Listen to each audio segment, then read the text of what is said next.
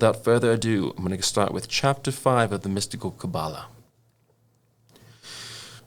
The esotericist, when endeavoring to formulate his philosophy for communication to others, is confronted by the fact that his knowledge of the higher forms of existence is obtained by a process other than thought. And this process only commences when thought is left behind. Consequently, it is only in that region of consciousness which transcends thought that the highest form of transcendental ideals is known and understood. And it is only to those who are able to use this aspect of consciousness that he can communicate his ideas in their original form. When he wants to communicate these ideas to those that have no experience of this mode of consciousness, he must either crystallize them into form or fail to convey any adequate impression. Mystics have used every imaginable simile in the endeavor to convey their impressions. Philosophers have lost themselves in a maze of words, and all to no purpose so far as the unilluminated soul is concerned. The Kabbalists, however, use another method. They do not try to explain to the mind that which the mind is not equipped to deal with. They give it a series of symbols to meditate on, and these enable it to build the stairway of realization step by step and to climb where it cannot fly. The mind has no more grasp, transcendent philosophy than the eye can see music. The tree of life, as cannot too often be emphasized, is not so much a system as a method. Those who formulated it realized the important truth that in order to obtain clarity of vision, one must circumscribe the field of vision. Most philosophers founded their systems upon the absolute, but they content themselves with saying that the absolute is unknown to the state of consciousness which is normal to human beings. For the purposes of their system, therefore, they draw a veil at a certain point in manifestation. Not because there's nothing there, but because the mind as such must stop there. When the human mind has been brought to its highest stage of development and consciousness can detach itself and, as it were, stand upon its own shoulders, we may be able to penetrate the veils of negative existence, as they are called. But for all practical purposes, we can understand the nature of the cosmos if we are content to accept the veils as philosophical conventions and realize that they correspond to human limitations, not to cosmic conditions. The origin of things is inexplicable in terms of our philosophy. However far we push our inquiries back into the origins of worlds, we find a preceding existence. It is only when we are content to draw the veil of negative existence across the path which leads back to beginnings that we get a background against which a first cause becomes visible. And this first cause is not a rootless origin, but a first appearance on the plane of manifestation. Thus far, and no farther can the mind go back, but we must always remember that different minds go back different distances, and that for some the veil is drawn in one place, and for others in another. The ignorant man goes no further than the concept of God as an old man with a long white beard who sat on the golden throne and gave orders for creation. The scientist will go a little farther back before he is compelled to draw a veil called the ether, and the philosopher will go back yet further before he draws a veil called the absolute. But the initiate will go back furthest of all because he has learnt to do his thinking in symbols. And symbols are to the mind what tools are to the hand, an extended application of its powers. The Kabbalist takes for its starting point Kether, the crown, the first sephirah, which he symbolizes by the figure 1, unity, and by the point within a circle. From this, he traces back 3 veils of negative existence. This is quite a different matter from starting at the absolute and trying to work forwards into evolution. It may not yield immediately accurate and complete knowing of the origin of all things, but it enables the mind to make a start. And unless we can make a start, we have no hope of a finish. The Kabbalists then start where he can, at the first point that is within the reach of of finite consciousness. Kether is equated with the most transcendent form of God that we can conceive, whose name is herein, translated in the authorized version of the Bible as I am, or more explicitly, the self-existing one, pure being. But these are words, and nothing more unless they convey an impression to the mind, and in themselves they cannot do that. They must be related to other ideas before they have any significance. We only begin to understand Kether when we study Chokmah, the second Sephirah, its emanation. It's only when we see the full unfoldment of the 10 Sephirah that we are ready to approach Kether. And then we approach it with the data that gives us the key to its nature. In working with the tree, it's wisest to keep on going rather than to concentrate on a single point until it's mastered. For one thing explains another. And it is out of the perception of the relationships between the symbols that enlightenment arises. Again, we say the tree is a method of using the mind, not a system of knowledge. But at the moment, we're not engaged in the study of the emanations, but of just origins, so far as the human mind may hope to penetrate them. And paradoxically, as it may appear, we shall penetrate further when we draw the veils across them than when we try to pierce the darkness. We will then sum up the position of Kether in one sentence, a sentence that can have but little significance for the student approaching this subject for the first time. But it must be borne in mind, for its significance will begin to dawn presently. In so doing, we are adhering to the ancient esoteric tradition of giving the student a symbol to incubate till it hatches in his mind, rather than the explicit instruction which would convey nothing to him. The seed sentence, then, which we cast in the subconscious mind of the reader is this: Kether is the Malkuth of the unmanifest. Mathers says, the limitless ocean of negative light does not proceed from a center, for it is centerless, but it concentrates at a center, which is the number one. These words in themselves contain contradictions and unthinkable. Negative light is simply a way of saying that the thing described, though having certain qualities in common with the light, is nevertheless not the light we know. It tells us very little about that which is unintelligible to describe.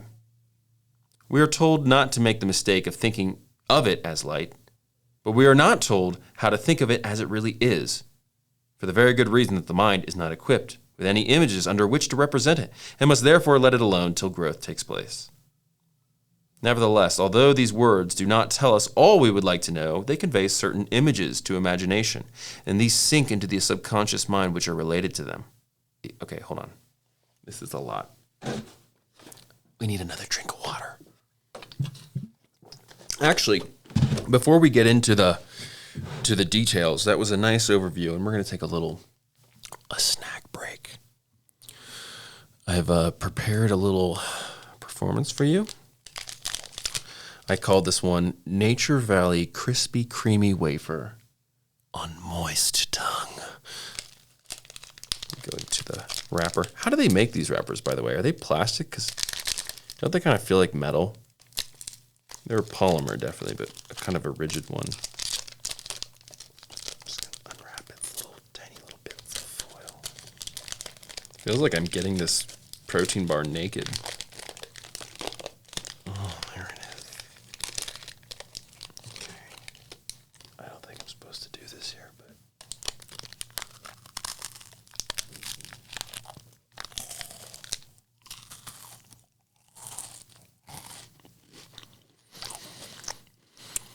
Oh, smell that peanut butter.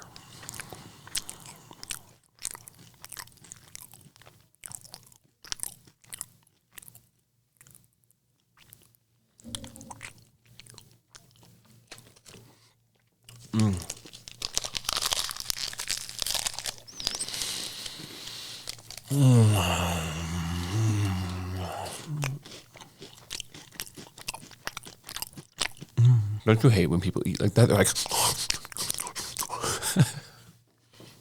it's disgusting. All right. And as the essence of the tree lies in the fact that it causes its symbols to hallucinate one another by means of their relative positions, these veils serve as the scaffolding of thought. enabling us to take our bearings in regions as yet uncharted. Such veils, or non-concrete symbols, are, however, of no value to us unless one side of the veil abuts upon known country. The veils, in fact, while they conceal that which they represent, enable us to see clearly that to which they form a background to. This is their function, and the only reason they are referred to. It is only by reason of our infirmities that we need to have these unresolvable symbols presented to us. And the mind, disciplined in esoteric philosophy, soon learns to work within these limitations and accept as a painted veil the symbol of that which lies beyond its ken. The way lies in the unfoldment of wisdom, for the mind grows with that which it feeds upon. And one of these days, when we have climbed to Kether, we may hope to stretch out our hands and rend the veil and look through into the limitless light. The esotericist does not limit himself by declaring the unknown to be unknowable, for he is above all things an evolutionist, and knows that that which we cannot compass today we may achieve tomorrow of cosmic time. He knows, too, that evolutionary time is an individual matter, and is measured, not regulated, by the revolution of the earth upon its axis. These three veils, Ein, negativity, Ein Sof, the limitless, and Ein Sof Aur, the limitless light, though we cannot hope to understand them, nevertheless suggest to our minds certain ideas. Negativity implies being, or existence of a nature which we cannot comprehend. We cannot conceive of a thing which is, and yet is not. Therefore, we must conceive of a form of being which we have never had any conscious experience, a form of being which, according to our concepts of existence, don't exist, and yet, if one may express it so, exists according to his own idea of existence. In the words of a very wise man, there are more things in heaven and earth than are dreamt of in our philosophy. But although we say that negative existence is outside the range of our realization, it does not mean that we are outside the range of its influence. If this were so, we could dismiss it as non-existent so far as we were concerned, and our interest in it would be an end. On the contrary, although we have not direct access to its being, all that we can know as existing has its roots in this negative existence, so that although we cannot know it directly, we have experience of it at one remove. That is to say, although we cannot know its nature, we know its effects. In the same way as we are ignorant of the nature of electricity, why does she use these complicated words? And yet are able to turn it to good account in our lives, and from our experience of its effects, we are able to come to certain conclusions concerning some, at least, of the qualities. Holy fucking long sentence. This is a tough chapter, isn't it? I need to read that whole thing again. That is to say, although we cannot know its nature, we know its effects. In the same way as we are ignorant of the nature of electricity, yet are able to turn it to good account in our lives. And from our experience of its effects, we are able to come to certain conclusions concerning some, at least, of its qualities it must possess. Those who have penetrated furthest into the unseen have given us symbolic descriptions by means of which we may turn our minds in the direction of the absolute, even if we cannot reach it. They have spoken of negative existence as light, Ein Sof Aur, the limitless light. They have also spoken of the first manifest as sound. In the beginning was the Word. I remember once hearing a man who was adept, if ever there was one, say, "If you want to know what God is, I can tell you in one word. God is pressure." And immediately an image leapt to my mind and a realization followed. I could conceive the outflowing of life through every channel of existence. I felt that a genuine realization of the nature of God had been conveyed to me. And yet, if one capital to analyze the words, there was nothing in them. Nevertheless, they had the power to convey an image, a symbol to the mind, and the mind working upon it in the realm of initiation, beyond the sphere of reason, achieved a realization. Even if that realization could only be reduced to the sphere of concrete thought, as an image.